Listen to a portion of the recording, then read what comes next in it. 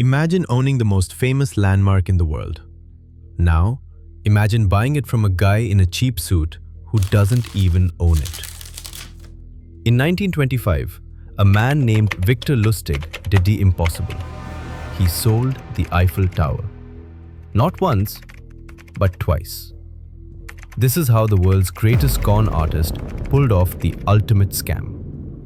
Picture Paris in the roaring 20s. The city is alive, but the Eiffel Tower, it's a mess. It was only built to last 20 years, and by 1925, it was rusting, peeling, and costing the city a fortune to maintain. The newspapers were filled with complaints. People actually wanted it torn down. Victor Lustig, a man with 40 aliases and a silver tongue, saw those headlines and saw a gold mine. He didn't see a monument. He saw 7,000 tons of scrap metal. He moved into the most expensive hotel in Paris and printed fake government stationery. He sent urgent letters to the city's top scrap metal dealers, inviting them to a secret meeting. When they arrived, Victor looked them in the eye and whispered a state secret. The government couldn't afford the tower anymore. It was being sold for parts.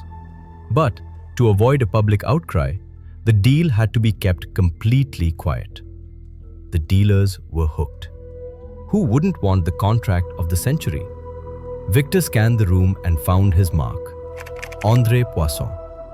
André was a new money businessman, desperate to make a name for himself in the big leagues of Paris. Victor played him like a violin.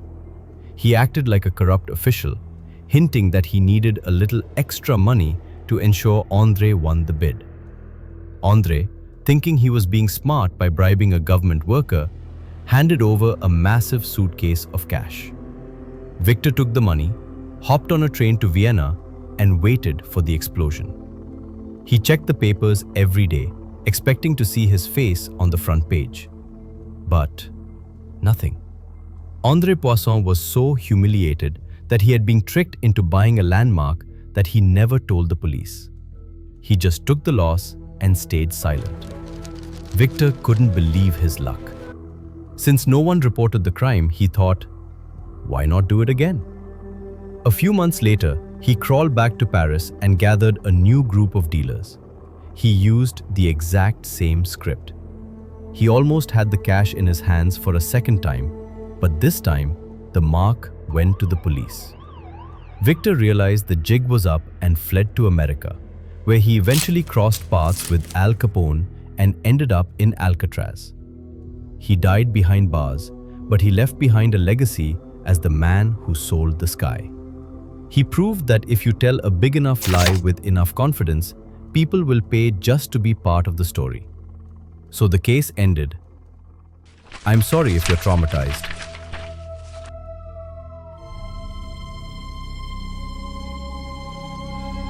Welcome to Crime Reveals.